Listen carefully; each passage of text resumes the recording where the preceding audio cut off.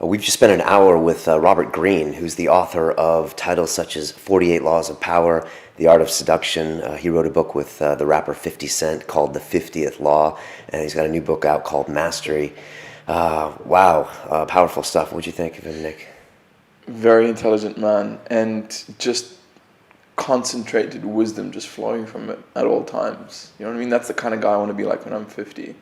He's just a smart guy, and he writes books. I mean, I guess his books are kind of Machiavellian, as in he's writing books about how to wind your way through, I guess, a political and dangerous and emotional world, whether in the workplace or anywhere else. And it's interesting just to kind of be around him because he doesn't seem like that guy.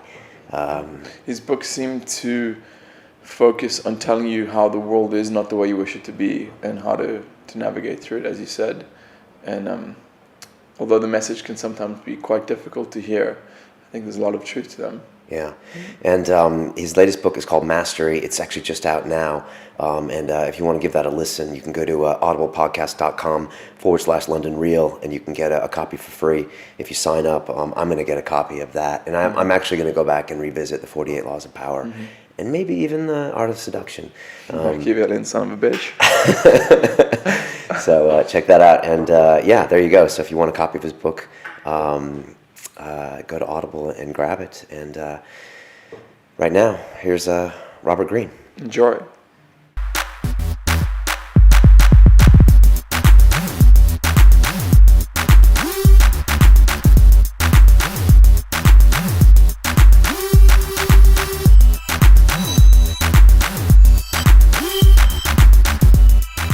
This is London Real. My name is Brian Rose. This is Nick Gabriel, and joining us today is Mr. Robert Greene, who's the author of such titles as The 48 Laws of Power, The Art of Seduction, The 33 Strategies of War, The 50th Law that he wrote with 50 Cent, and his newest book, which is called Mastery.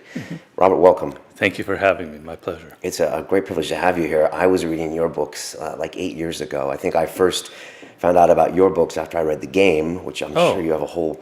Maybe. I'm good friends with Neil Strauss. You are. I'm going to be seeing him in a few days when I get back to Los Angeles. Excellent. He's a great writer, isn't he? Yeah, he's a great writer, and he's a real interesting person. Okay. It was funny because I was reading his book. It was actually The Art of Seduction, and I had gone to a Thai boxing training session, and we did a lot of sparring, and it was really aggressive, and a lot of guys were there. And later we went to the changing room, and I pulled my bag out, and The Art of Seduction was right there in a men's locker room, and everyone was in towels, and everybody stopped, and it was like a pin drop, and like they didn't know what to make of the book.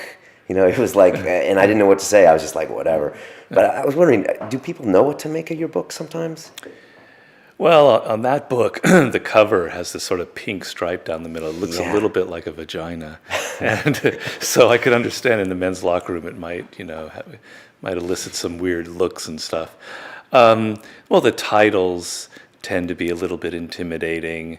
And, some people understand that I'm not advocating that you go out and crush your enemy totally, that each of the laws in this book depend on the circumstances of your life, and whether if you're running a big business, yes, you need to crush your enemy totally, you need to control your market. But if you're an individual working at a job, you don't have enemies to crush. So sometimes people are a bit mindless. They think these are the laws and I have to apply all of these laws, even though in the introduction I say it depends on where you are in your life. Some laws work, some laws don't.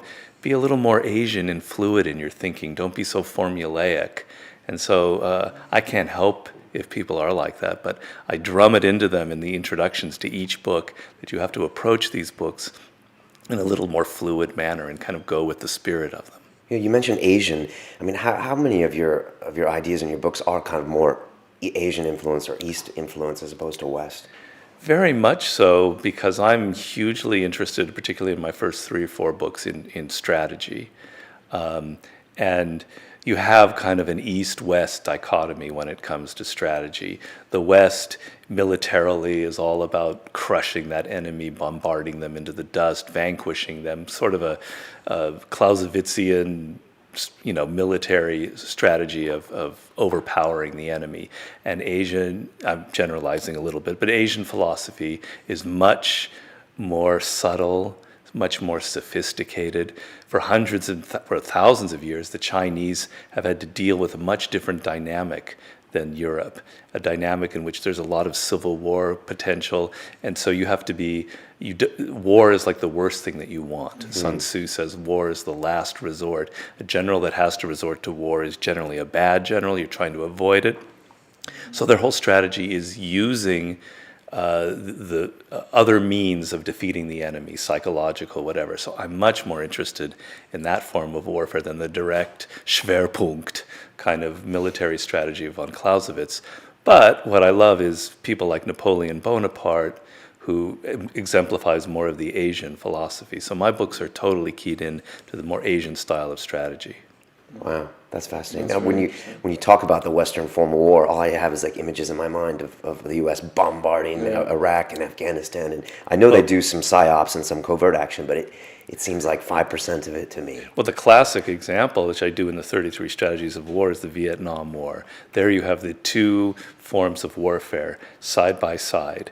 And what's so interesting is you have the mightiest military in the world, the United States Army, with so much money, so much technology. We're talking about the 1960s. Yeah. And you have the North Vietnamese, who are basically from the 16th century. They have no technology, and they kicked our butts through pure strategy. And it's just one of the most brilliant stories ever. And so I go into the Tet Offensive, which was their greatest piece of strategy in that war. And they totally defeated us through strategy. It's the most classic example I can think in history because it's so much about technology versus strategy. And the Tet wasn't expected, was it? It was something they kept under wraps, or it was expected in one part of the country and they hid it in another part of the country. Was that Well, it? it was a total distraction type thing where the first attack was in Saigon itself. Saigon itself, hitting a Marine compound. And so then the Americans are expecting here, and then they start attacking some other camp outside of Saigon, and then all the lights are on their map are suddenly, here's an attack, here's an attack, here's an attack. They didn't expect it at all. And it wasn't, what was so brilliant about the Tet Offensive is it wasn't designed to militarily defeat the United States Army. Unfortunately, however you want to look at it, thousands of North Vietnamese lost their lives in it.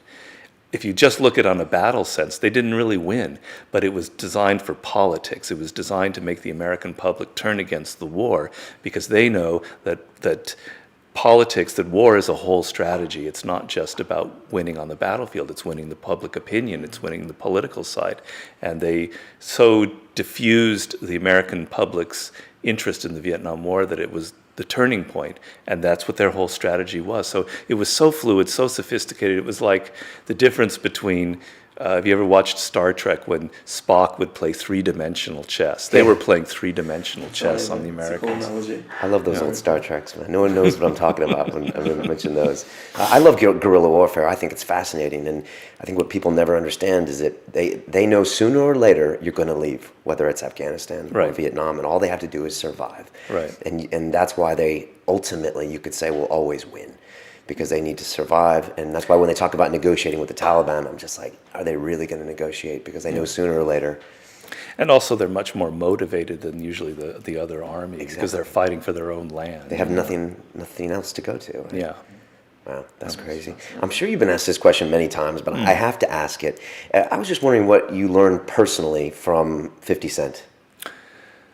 Well, the thing I'm a big believer that that we're animals, that we're not just these rational creatures. So there are things that you learn that are not just in words. There can be just a person's energy, for instance.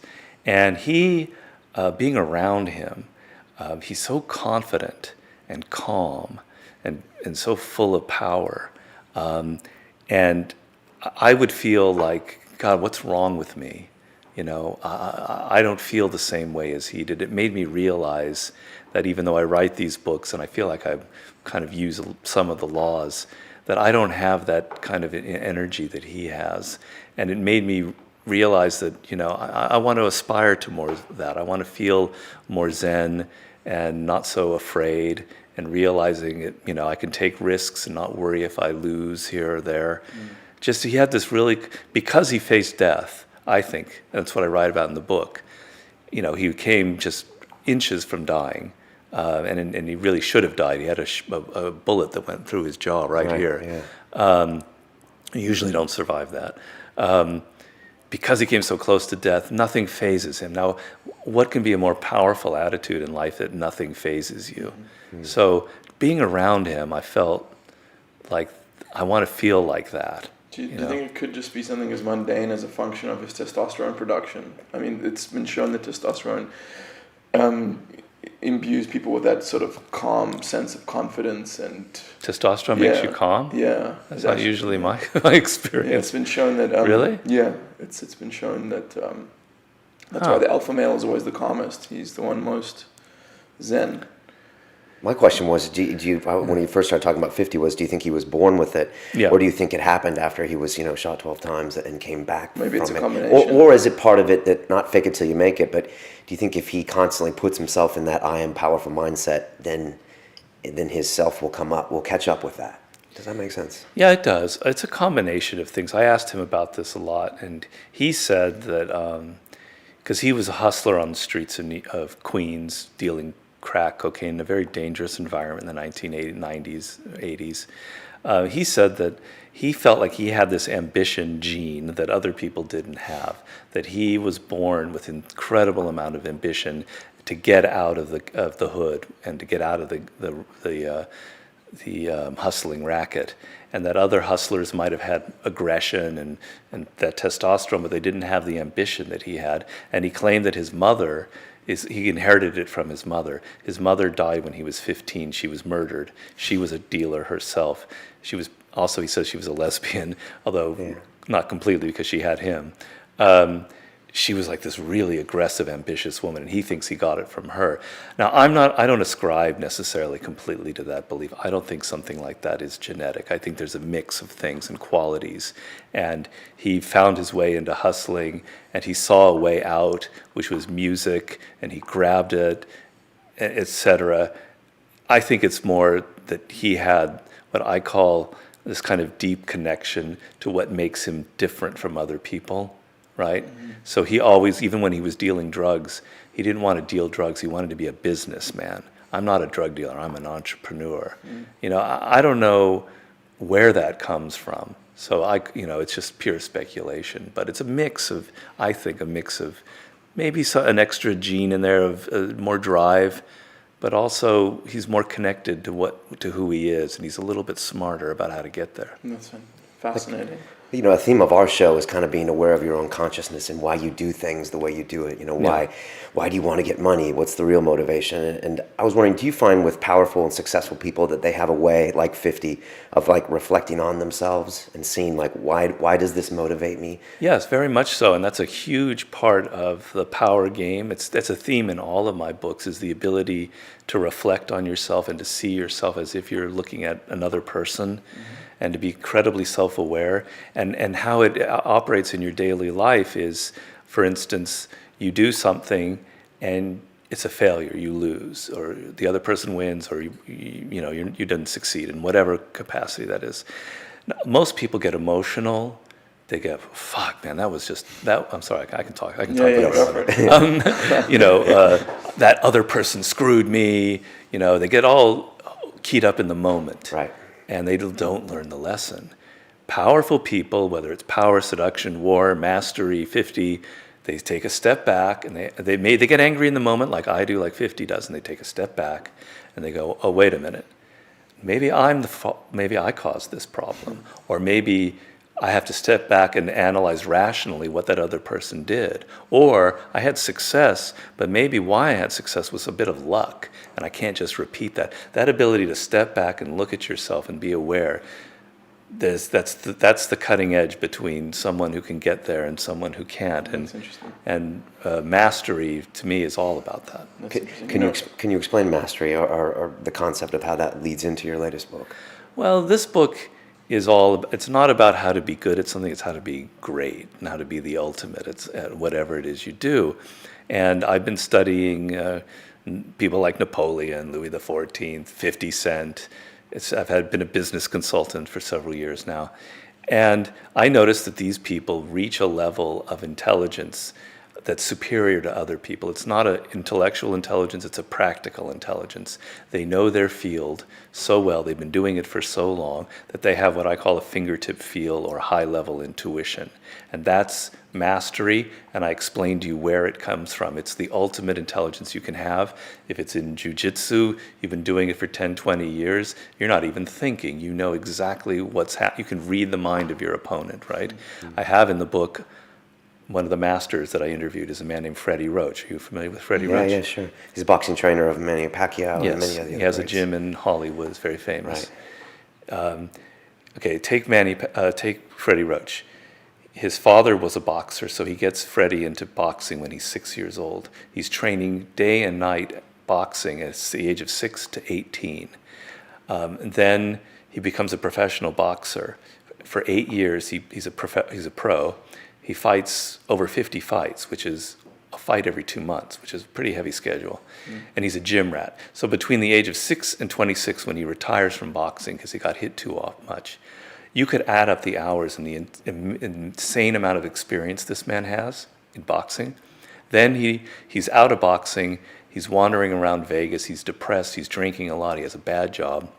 And he goes back into the gym where he had been trained by this sort of master trainer, Eddie Futch, and he becomes an apprentice trainer to him. So for 3 or 4 years, he's apprenticing under this genius. Then he goes on and starts his own training. By the time you arrive at the year 2000, when Manny Pacquiao arrives in his gym and this great relationship occurs, if you added up the number of hours this man spent with boxing, it would be an insane number. And because of that knowledge, because he would say, because he spars in the ring with his boxers using those mitts, those padded mitts, he doesn't have to, he knows exactly where he is at each second. He's internalized the boxing ring. It's inside of him. He has a feel for it. He has such a feel for boxing that he was able to take it to another level of strategy. That's mastery. Mm-hmm. It's when you bypass the cognitive loop and your body's just responding to the stimulus without your mind getting in the way. Yes, very much so. And it applies not just to sports, it applies to a lot of other endeavors. You know, I wanted to ask you, Robert, it seems that a theme that runs through all of your books is what one of Neil Strauss's friends, his name is David D'Angelo, Eben Pagan is his real name. He says that if you want to be successful in any field, you have to adopt what's called the critical counterintuitive, which is you look at what everyone is doing and you pretty much have to do the complete opposite. Uh-huh. And so my question to you is, was there a specific point in your life when you were looking at the world and had that realization that, like, if I'm going to be successful, or I see all these successful people and they are just doing something different. This isn't the way my mom and dad told me it was going to be. This isn't the way the schools taught me it was going to be. Well, I would take a little issue with David D'Angelo's philosophy there. I don't even think you need to go there. You need to know yourself so well and your own voice and what makes you unique, what makes you weird, and follow that. And that will work better than doing the opposite of other people. It'll actually naturally fall that way. So for me, for instance, I struggled originally as a writer. I worked in journalism, and it didn't really fit me. I didn't like the kind of the crappy environment and the fact that you wrote something and it was only there for a couple days. Then I got into film and television, and I hated the political nature of it, and you had no control over what you did, and they would come in and take what you wrote and just change it. And then I got into books. And when I had my chance to write a first book, the natural tendency would be to write something that you felt secure would work as a book, to fit into the pattern that other people have set there. If you're going to write a book about power, look at what other people have done about power. And I didn't do that.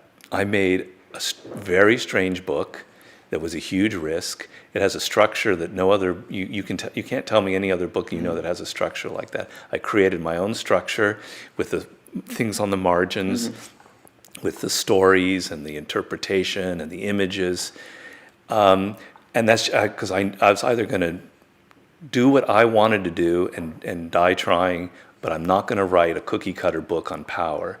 And because I listened to myself and I followed what I wanted to do, I naturally created that counterintuitive thing you're talking about. I naturally created something that nobody else has done.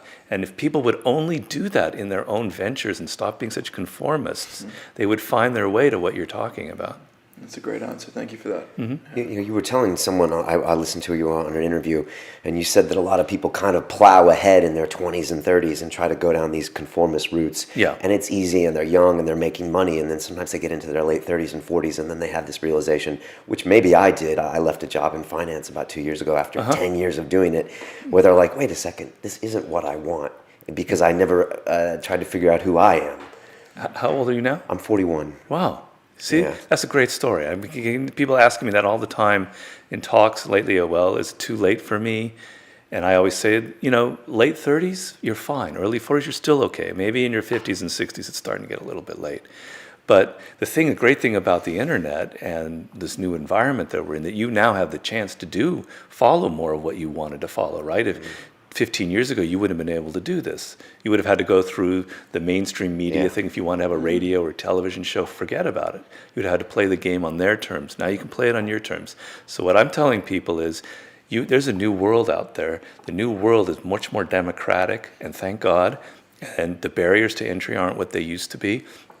And what you want to be doing in your 20s, you don't necessarily have to know what you want. You don't have to be so certain that I'm going to be a writer or I'm going to be a lawyer or whatever it is.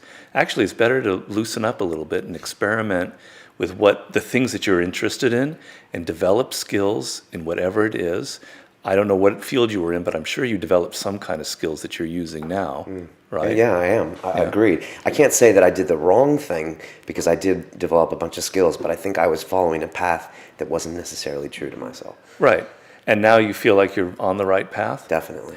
Yeah, and so as long as you're not wasting your 20s, doing mindless stuff, or just taking some job like in a bank or a law firm where you're not really developing yourself, this is the era where you have this opportunity, and you need to build the opportunity to find what you really want to do. It'll come maybe in your early 30s, your mid 30s. As long as you have the skill and you haven't given up and you're disciplined and you've kind of self-mastered yourself, you'll be able to make that great adjustment. And I have a story in there, for instance, of Paul Graham. Are you familiar with Paul Graham? No. He's a Silicon Valley guru who started this company called Y Combinator, which is worth about $5 billion now. And it's an apprenticeship system for people who want to do their own tech startup. And he's going to teach you how to do it. And he takes a cut in your business. And it's things like Reddit and Airbnb, they all came out of Y Combinator. Okay. He spent his 20s, messing around. He was heavily into computers. Then he didn't like consulting jobs. So he got into art and painting. But he was in New York and he wasn't making any money. And then finally he got a chance because he heard an ad on the radio about Netscape. Was going to be the new frontier, was making your own business online, and nobody had done anything like that. And he decided, all right, I'm going to make the first application to allow you to build an online business. And then he sold it to Yahoo for $50 million. But here's the classic, I call it a hacker apprenticeship. You hack your way to what you want. You try this, you try that, it doesn't work. Then you try this, it works. All right, I'm going to follow that path. If you follow it for a few years, then you find a better path. Maybe in a couple of years, you'll see that you want to do something a little bit different. But take advantage of the times that allows you to do that. I read a book called The Science of Sports Training, and there was one of the concepts the author was explaining was how if you learn one sport, learning each subsequent sport becomes easier because you've unlocked that ability. And I'm guessing it's the same with mastery. Once you put in your 10,000 hours for one subject, then every subject becomes easier to master. Is that right? Oh, completely. And there's a debate in neuroscience about that, and I think it's a silly debate, whether skills in one area transfer to the other. But I think it's clear, the demonstration, because it's not just the fact that learning one sport now makes it easier to physically do the other sport. It's a mental thing. You've gained the confidence in yourself, and you learned the process that it takes. So for instance, in the book, I have a story of a fighter pilot. He's one of the masters. He's called the last American ace because he shot down several planes during Desert Storm. And there are not many dogfights left in the U.S. Air Force.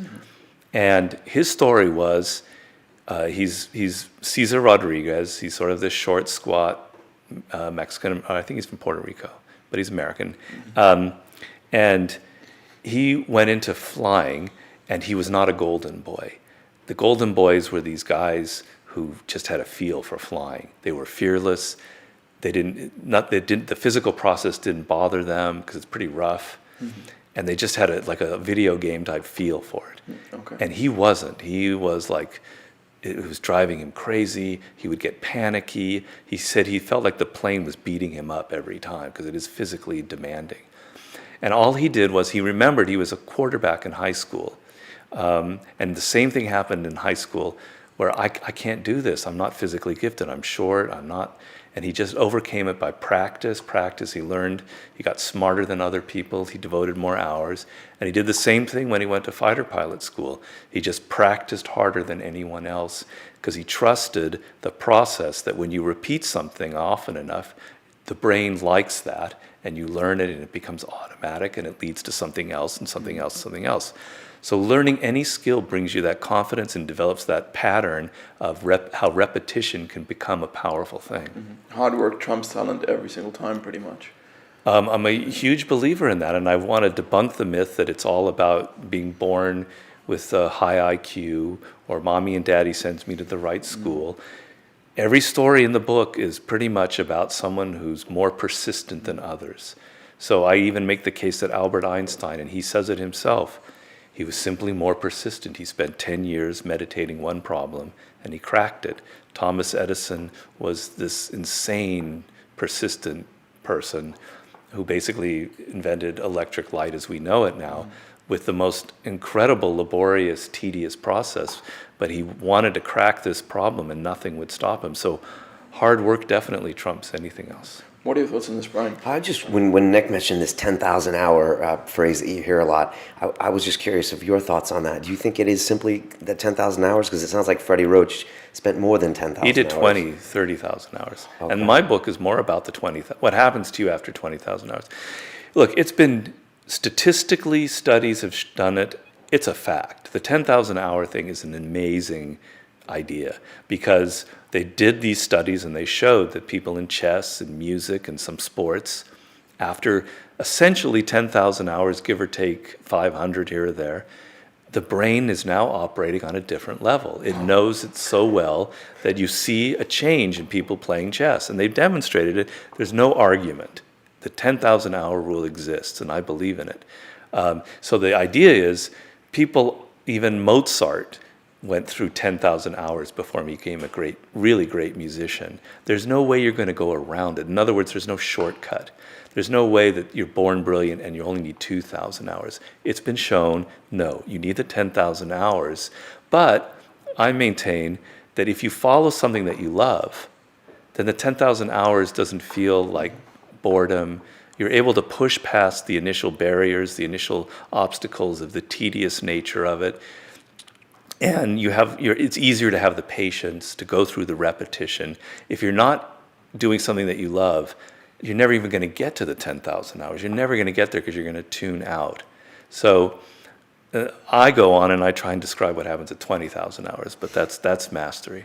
And that's just as a rough, if you did something part-time, 20 hours a week, that's 10 years to get to 10,000 hours. Pretty roughly. much, if you do like 3 or 4 hours a day for 10 years, that would end up to 10,000 hours. And that's not that impossible, really. I mean, most people don't, you take weekends off and you do 8 hours someday. It's actually not as much as you think. It really can fit into 10 years. Some people work so hard it can fit into 7, 8 years. Depends on how much you love it. And the 10,000 hours encompasses not just the actual physical repetition of what you're trying to get good at, but it's also the research surrounding that topic, just immersing yourself in that topic. So in other words, if you're, let's just say you're a writer, because it's easy for me to say, and you're spending an hour looking on Facebook, that doesn't count. If you're sitting there messing around, that doesn't count. Some messing around is productive, and I engage in. So it's a little hard to quantify, but it's really those hours where you're focusing. And if your field probably will require several things. It's not just physical or whatever. It usually requires 3 or 4 different skills.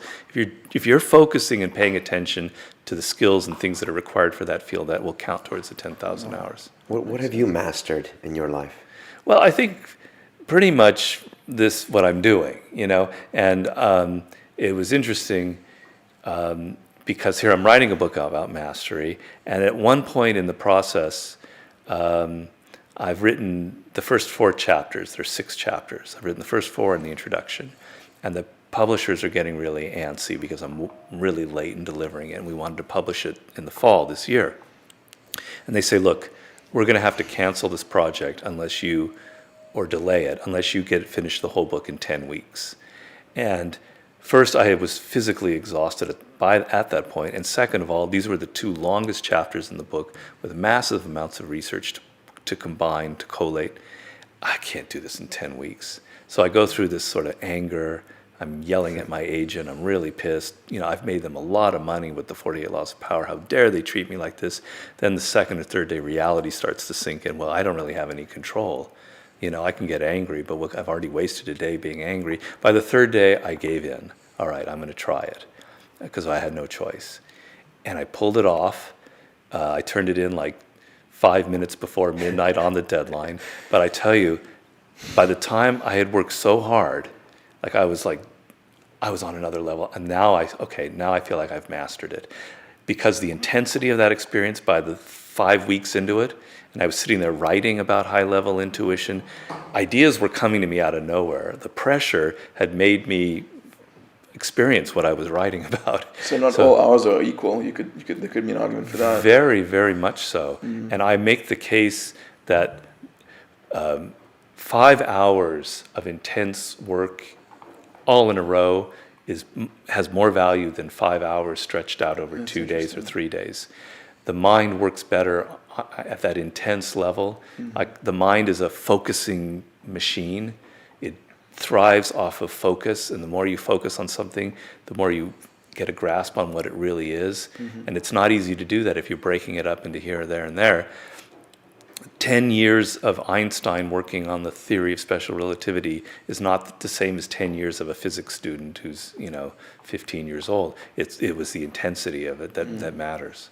What is your process to writing? If we just take a quick segue. Yeah. I mean, are you the guy that makes himself sit down at 9 a.m. in the office with no distractions, and you have to write 5 hours? Or No, I'm more fluid than that. I'm not a rigid kind of person. It maybe is a detriment in a way, but I kind of go with the flow. So first of all, so much of my work is research. So I'm never really just sitting down and writing. I have to go through all of my note cards. I make the case that organization is a high-level skill and is creative. You must not think of organizing a book or a film or a project as something drudge or something. It's strategy of the highest level. Mm-hmm. Organizing your thoughts is strategy, and it can be very creative. And I have a system of taking note cards that are colored, putting them in boxes with different tabs, and using these cards that I can now move around to organize my book. It's very free-flowing. And so when I write, oftentimes I'm just not in the mood, and I know I'm not in the mood. And really, I know that at 3 o'clock, I generally hit what I call my golden hours. I don't push it. When I hit my golden hours and I feel it, I take 3 or 4 hard hours of writing when I'm really inspired, and that's what I do. So I don't like writing when it's kind of dead inside. I want to write when passion's flowing and everything. Passion's flowing, and I'm feeling it. Maybe a little bit of anger, maybe something going on. Got to channel that a little bit. The note cards seem very old school. They are, and people tell me, why don't you put them on computer? But old school's not necessarily bad, because I can see them in 3 dimensions, and I can see the colors, and it's tactile. And in taking the note cards, I'm thinking while I'm taking the note cards. I'm writing the book as I'm taking notes. Mm-hmm. Right. And you can't do that on a computer. I can take these cards and shift them around like in seconds. I guess maybe I could do it on a computer, but it's just not the same. It needs to be spatial, I think, to a certain extent, and even like you said, tactile. Yeah, and it's a whole process. I think. I mean, people who've seen my note cards, they think there's something wrong with me because it's kind of looks obsessive compulsive. It looks like a madman. These shoe boxes, giant shoe boxes filled with these cards. Mm-hmm. I was thinking about a quote they always say, that those who can't do teach. And I was just wondering, if people ask you, okay, you've outlined all these laws of power in a research-based, but have you practiced them in your life as the CEO or as the 50 Cent or as this? Well, I'm not a CEO. I'm the master of my own domain, these books. Machiavelli, well, he was a low-level diplomat, but Machiavelli was never a powerful man. Okay. He was sort of... I didn't know that. That's interesting. He was a diplomat, as I said, not very high level, mid-level, for the city of Florence. And then when the Medicis came back into power in Florence, they threw him out because he was with the Republic and he was in disgrace, and he decided to write a book to try and ingratiate himself. In other words, Machiavelli never really had power, real power, but if you consider how much influence he's had on the world, his power far outstripped any king or Medici in the scope of world history. So the person behind the throne can often be the most powerful. Now I'm on the board of directors for the company American Apparel. Right. I've been working with the CEO, Dov Charney, for many years. That's rare for a writer to do that. Yeah, it's what? It's rare for a writer. Yeah, well, Dov, I don't know if you know his story at all. No. I mean, I know the company's very different and very progressive, but I don't know his story now. Yeah, well, I did it because he was a fan of the 48 Laws, and he's a strange guy, and I like people in business who are not he's not at all your typical CEO. He's got this insane libido, talking about testosterone, and it gets him in a lot of trouble. He's screwing with all I shouldn't say that. I take that back. But he has this huge sex life is a huge part of his life, and he's just strange. He's a strange guy in a world of button down CEOs, and he created a business that reflects his own weirdness. It's this amazing factory in Los Angeles where they make everything there. It's no sweatshop labor at all, and he pays them a good wage and he gives them health care and et cetera, and it's brilliant. So I loved his story and where he came from and what kind of leader he is. So I was attracted to that. But I'm not the CEO. I'm the man behind the throne, whispering into his ear, telling him what he needs to do. You're the modern day Machiavelli, basically. Maybe. I wouldn't know. That's a bit presumptuous. We'll say it for you. Okay. All right. Can you exercise some of your laws and your research at that level? Is that why you're there? To kind of help out in that? Yeah, and it's more of a mindset than me sitting there consciously going, oh, I need to apply law 3 or 4 or 5.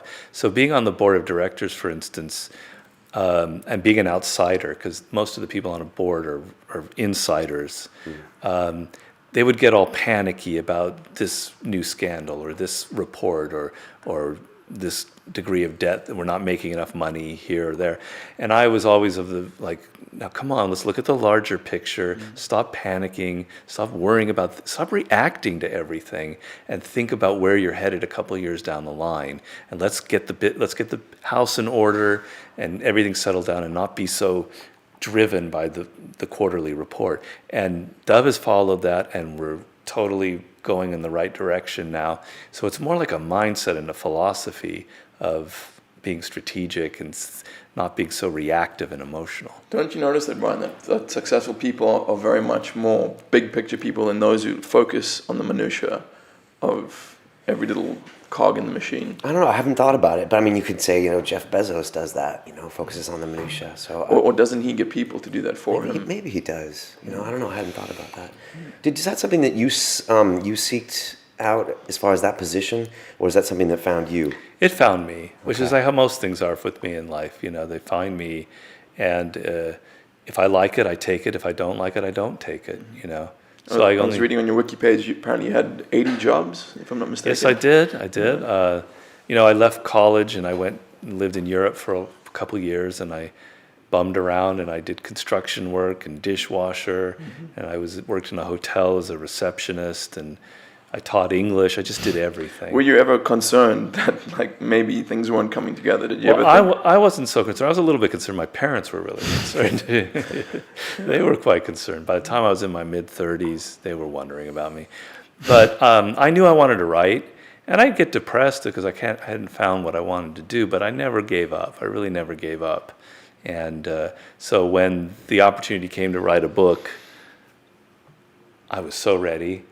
I call it in the 33 Strategies of War, I call it the death ground strategy. It's based on Sun Tzu, in one of his chapters, where he says you want to put the army on death ground, where their backs are to the mountain, and the sea is they're facing their backs are to the sea, and the mountain is right there, and it's either win or die, and that's death ground. So I talk in the book about putting yourself sometimes on death ground to motivate you.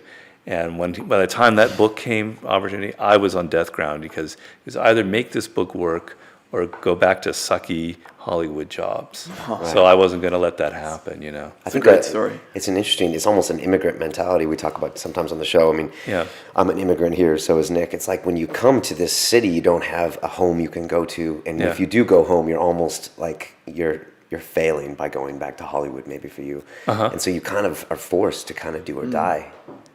How'd you guys find each other? Jiu-jitsu.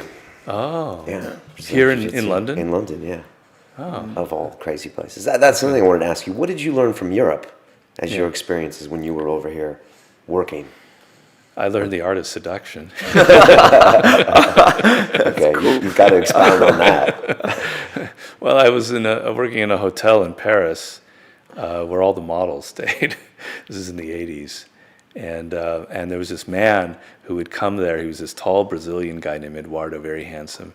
He was like this master. He's the best seducer I've ever seen. Wow. Better than Neil. Neil's a great seducer. But this is a natural. This man was just so brilliant. And I just watched him pick off these models like they were ducks in a barrel, or whatever the metaphor is. Fish. Fishing. And I just sort of watched him, learned, some basic lessons and tried to apply them. So I definitely learned the art of seduction while I was living in Paris. That's so cool. And I don't know, I think it toughened me up. I was exposed to all different cultures. So when I came back to America, I didn't have that kind of tunnel vision a lot of Americans have. It was and I learned lots of languages, which was a skill that I've used my whole life. It's just opening up your mind. Young people are often too in a hurry to make it. And they miss out on things like that, where you think you're not really doing anything important. But actually, what I learned in Europe in those 2 years was extremely important. I think made me maybe who I am. On a similar note to what he's just said, if I could go back to the 20-year-old Nick, I'd say to him, just don't stress about things. Just relax and have fun. Because I think you were the same, just pushing, right? Definitely. Yeah. I don't regret it now, but it's funny, I've got an 8-year-old stepdaughter, and in my mind, it's like, okay, she gets this, goes to university, and starts at a law firm, and then she's okay. And then now I'm just thinking, why does that make her okay? Maybe she needs to go do this and to go find what she really wants to do first. Well, let's say everybody has a path in life, and there's no cookie cutter path that we can say for everyone. And some people are better with structure. They intuit the fact that maybe they are a little bit chaotic inside, and they need structure, and they don't want to do this, go to Europe and mess around. And I think that's totally fine, as long as what they end up doing, or your daughter ends up doing, is something that they're genuinely interested in some deep way. Then that's fine. You don't need to mess around. You can go straight into it, and you can be intense and focused, and it's beautiful. What you don't want to do is to not have the experience of exploring, to go into something that you don't love, and waste your youth doing law, and your soul isn't into it, and then waking up in your mid-30s, you didn't even have a youth, and you didn't pursue what you love, and man, you're screwed. Yeah. So do one or the other, but don't do this middle thing that's going to screw you up.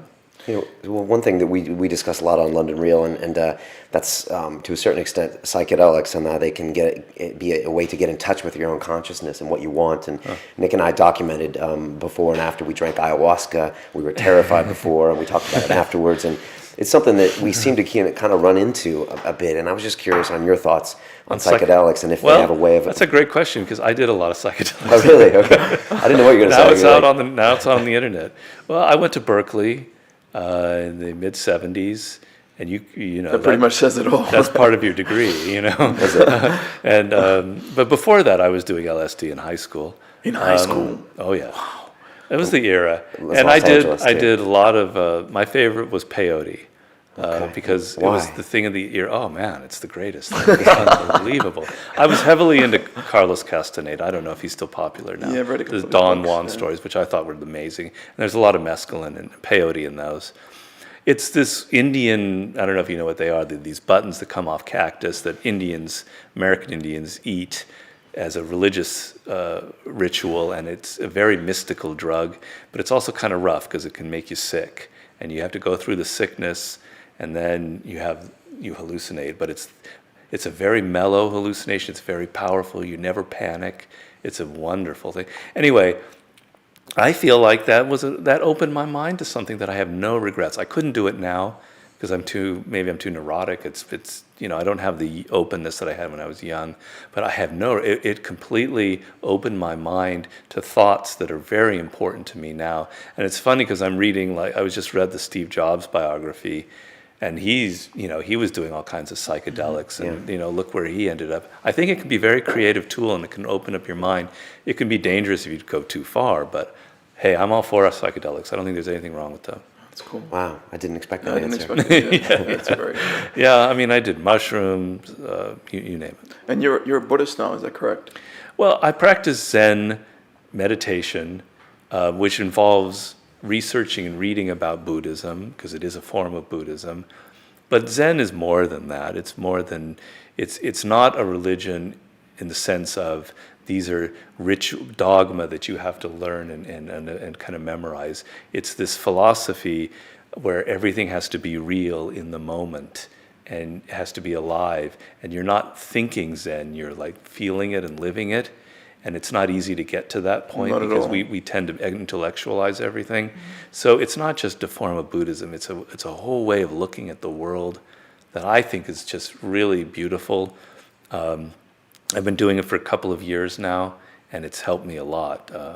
Calm down and just be more in the moment and be more mindful. I think it's a great thing. Okay. And do you meditate? Yeah, and it's pretty rigorous. So it's a half hour every morning in the lotus position, not thinking about anything. You'd be surprised how hard that is. Just holding the posture. Well, not only holding the posture is hard, but not thinking about anything, emptying the mind. And then you do it, if you can, a half hour at night. So it's either a half hour or an hour every day. And it has a benefit that you don't realize at first, but I know that I'm much more calmer than I was, and much more able. It was funny because last night in my hotel, there's this guy in the room above me who's like walking around back and forth at 3, 4 in the morning. He's driving me fucking crazy. And so I stand on my bed and I knock on the ceiling, and it doesn't stop. And so another half hour goes by, and I'm going to go downstairs and tell the guy down there to get this guy to stop it. And as I'm doing that, the guy comes downstairs, and I'm going, "Are you the person above me?" And he wanted to fight me. He was like this, I don't know why, is this okay to talk about? Yeah. He's this hepped up Chinese American guy, and he says, "Do you want to fight?" I don't know what I think he was on cocaine or speed or something. Because it's 5 a.m. And I was so calm, like, "No, man, I want to sleep. I don't want to fight, I just want to sleep. What's your problem?" I know that came from my meditation. I just was in the moment. Maybe because I was tired as well, but in the moment, I wasn't going to it was a jujitsu moment. I wasn't going to get wrapped up in his anger. No, and I made him look foolish, so that was. I thought you were going to go, "Drrrt, access law number 53, No. mind fuck him." And then, No. Maybe that's what I did. No, you have to diffuse those situations. There's just no upside. in No. Escalating aggression with aggression, No. and then no one wins. What do you think of London as a town? I love London. I lived here for over a year. I had an English girlfriend, and I had a really low-paying job, so I got to see the underside of London. What year was that? 1985. So a very different London. Yeah, there a lot of riots going on. We lived in a town area where there were riots, and it was all strikes and minor strikes and Thatcher this and policemen, mobbies everywhere. Very tense. Wow. And I like London a lot, man. I think it's a fantastic city. It's so exciting and so beautiful. The only thing I don't like is the weather. It's not that bad, but there's not pretty enough. bad. The sun just doesn't shine enough for me. Yeah, and you're So used to it in LA. I am used to it, and I would go to work in London when I had this job. It was in a basement. I would get there at 8, 9 in the morning, and it would be dark. And I'd work, and I'd get out, and it'd be dark, and I like never saw the light for like a whole week. Yeah, it's depressing as hell. Yeah, the winters get very dark here. But it's a fabulous city. Brian, we got to go to Florida and film there or something. I don't know, man. Seriously, To dude. send you on your own. Robert, what's next for you? Do you have to get psyched up for another book sometimes? Does it have to be a new concept? Could you just take a right turn and go, work at American Apparel or something crazy? No. I mean, I do have some possible film projects, putting some of my books into television and film, and some alternative media things going on, which are interesting. I might give some time to. But I have a book idea stirring in my brain that I'm not going to share because it's a little bit of a jinx to do that. But it's a right turn book-wise. It's not a book on a subject that I've done before, so it entails a risk. But I like doing risks, and if it bombs, it bombs. But I don't want to get on that ferry, that merry-go-round where I have to keep doing the same kind of books. Every book has to be kind of alive for me. I'm excited about it, and I want to do it. So if I have to repeat 48 Laws of Power Part 2, it becomes mechanical, and then I don't think it works. So I'm going to take a right turn, but I can't tell you everything about where it's going to lead me. Cool. We had another writer named Graham Hancock, English writer, who is very famous and done a lot of research on Egypt and ayahuasca, and he made a right turn, I guess you could say, and started writing fiction. And I was just wondering if that's something you would ever consider. I would, I might be writing film scripts and things like that. I would think maybe of doing fiction. That could be an interesting, that would definitely be a right turn, yeah. I think about it. My agent would kill me because there's no money in writing fiction. He said it was like suicide. He just said a lot of people just weren't buying his books, but he said he was having fun. So he's writing another one. It sounds fascinating. So. Well, it's better if you're going to write fiction to be starting out your career. If you're at my position and you do that, then your publisher and your agent, they start getting very upset with you, and you have to deal with all these other problems. That's exactly what he said. Yeah. But, maybe I'll need to do that anyway. Speaking of that, when you get a phone call from 50 Cent many years ago, does your publisher say, no? You seem like the kind of guy that would be like, yeah, let's do this. Or did you something you had to really think about? Well, it wasn't as the publisher, really, because basically, it's my agent that's really involved in that decision. But yeah, a lot of people, wouldn't be open to the idea of doing a book like that for various reasons. And I'm not somebody who loves celebrities. Growing up in Los Angeles, I could care less about, Britney Spears or whomever. It doesn't interest me in the least. But he was so different. He had a real story. He's a real person, who's lived and gone through some awful things. And so I liked being around him.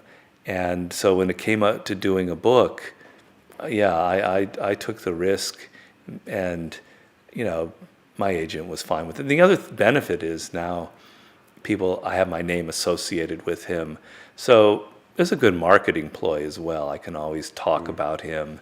I was a little bit Machiavellian as he was using me. He's using me to kind of put his brand a little more elevated, and I'm using him to give me a little more street cred. Right. Now I think I have it a little bit.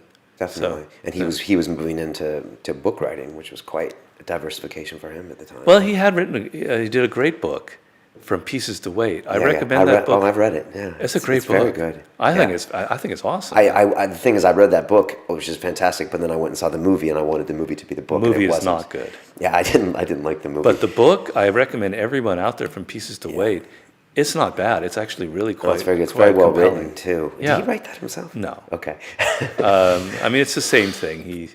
He's inspiring it. He's telling the stories, and then he's giving it to a writer. It's very subtle. But he writes his own lyrics, and he's a great lyricist, I think. Okay, that book, Pieces to Weight, is very subtle. The way he weaves humor into what he's saying. It is. He has one when he's talking about the marketing strategies of a crack dealer on the corner. Yeah. And it's very intelligent. I love the story of he goes into this sort of rehab program and how he conned them into thinking he had rehabbed himself. You remember that? I don't actually. Yeah, he totally faked them out. He did all the AA stuff, and and he acted like he was completely rehabilitated, and then he just went back to dealing drugs. He just used it to get out of Did there. he feed like the 12 steps right back into them? Or Something like that. It was some jujitsu type move, but he had a crazy story, but like he would just talk about just that I think you've talked about it before, just being on the corner and how entrepreneurial stuff it was. And he's like, I could make as much money. I just had to work harder and do this and It was like the ultimate, almost like the internet gives this. It was like the ultimate. Well, you can consume what. My book, The 50th Law, is, you might hate it. That's fine, but it's really kind of strange because I talk about him as a crack dealer, as if he's Bill Gates selling Microsoft, and I don't make a differentiation between his strategy that he uses on the streets from what a CEO uses in business, because I think they're pretty similar. And his marketing strategy is just like what a real business person would do, and is actually really clever. So that's sort of part of what the 50th Law is. And, I've been criticized for it, but I thought that was... If I was born in a different environment, I told you this before, I would definitely gone into dealing drugs. Definitely. Because that's where the action was. And it's where if you were quick and thinking and, Ryan, what's such funny is that I know that you would have definitely gone into as a start. And then I would have gone into music, and then I would have written a book with Robert. Robert, I got to ask you a question. You probably answered this already, but we always ask, if you could make a phone call to the 25-year-old Robert Greene, what would you tell him? I'd say you're fine, brother. Maybe I would say one thing. I'd say don't worry so much. Enjoy it, because you're learning, and someday you're going to be a successful writer. But I can look back and say that I really lived. I lived in all different places. I tried all different jobs. I met all different kinds of women. I don't have any, so I don't have to sit now and think, now that I'm in my 50s, wow, I really missed doing that. I should have done this. I should have done that. I have no regrets. It was all a great apprenticeship in writing and in life. Maybe I didn't have to stress so much. That would be all that I would tell him. But no, you're fine. It's actually a philosophy of life that I have that I put in the 50th Law, and I really believe. It's a Latin word that comes from the Stoics, and it's called amor fati. It means love fate. And it means whatever happens to you, you embrace, and you find it as a positive, and you find there's an advantage to it. Even the worst thing that happens to you, even death itself, is there's something to love or embrace about it.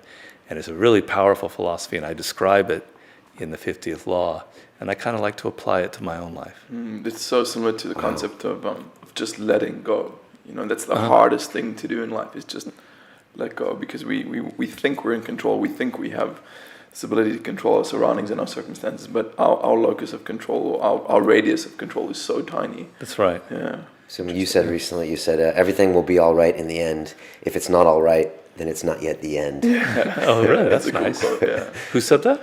I don't know. I read it somewhere. Yeah. Well, sometimes I fall below that ideal, and I get upset in the moment. But generally, I pull myself back and remind myself that it's all working out for. I always try to say, okay, this isn't a liability. How can we convert this liability to an asset? Oh, I try to always. Sometimes it takes me 24 hours, but I'm always like, okay. And a lot of times you can turn this this bad thing into an empowering way for you. Well, the example that I talked about earlier was when I had that deadline, 10 weeks to do it. Wow, that's the worst thing that could happen to me, and I turned it into like the best thing that happened to me, because if I had taken the usual 6 months to write these chapters, I don't think they would have been as good as I had done them in 10 weeks. So I turned that really bad circumstance into an advantage. Wow. Yeah, I find that I can always draw on any experience like that in the past. I got it. I got through that. So this is nothing. Or even if it's competition, has this guy ever done what I've done? I know I can do this. Yeah, do the same. Robert, how do people get a hold of your book? What's the best way for them to buy it? Do you have a website, etc.? Yeah, I have a website. It's powerseductionandwar.com. The and is spelled out A-N-D, so powerseductionandwar.com. I also have a Mastery website, but it eludes me right now. But you'll see a link to it on the Power, Seduction, and Mastery website. We did have deals for pre-ordering the books in the States, but now it's the UK, so I shouldn't even talk about that. So you'll find everything there. You can get links to Amazon. Okay. Go buy the book on Amazon if you want, because I sell a lot of books there, and that's good for my algorithms. And it's doing very well, right? Yeah, we got on the New York Times bestseller list. It's awesome. It's amazing. So yeah. I think if you check out my website, you can pretty much find out what you need, and it has links to all the press and stuff. Is it on Audible? Is it audiobook? Yeah, it's been it should be. Yeah, no, it definitely is an audio version. Good. Yeah. Do you tweet as well? I have a tweeter.